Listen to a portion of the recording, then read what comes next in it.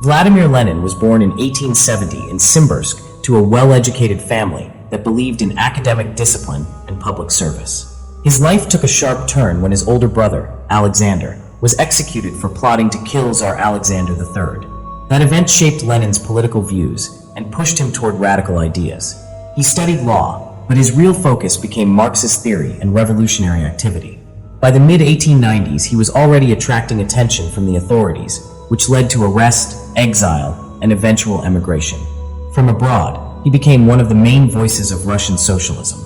His writings argued that a disciplined party of professional revolutionaries was necessary to overthrow the Tsarist system. After years of ideological disputes, he split the Russian Social Democratic movement into two camps in 1903, the Bolsheviks, whom he led, and the Mensheviks. He spent most of the next decade in Europe, continuing to publish, organize, and argue his case for a decisive uprising. The First World War gave him the opening he had long predicted. Russia was collapsing under military defeats, food shortages, and political unrest. When the Tsar fell in February 1917, Lenin returned and urged the Bolsheviks to seize the moment. His April theses called for ending the war, giving land to the peasants, and transferring state power to workers' councils. In October 1917, the Bolsheviks overthrew the provisional government and took control of Petrograd, marking a turning point in world history. Once in power, Lenin focused on consolidating the fragile new regime. He signed the Treaty of Brest-Litovsk to pull Russia out of the war, nationalized major industries, and pushed aside political rivals. Among these rivals were the socialist revolutionaries, who believed they had been sidelined despite strong popular support. Their resentment toward the Bolsheviks grew throughout 1918. On August 30th of that year, the conflict reached a violent peak.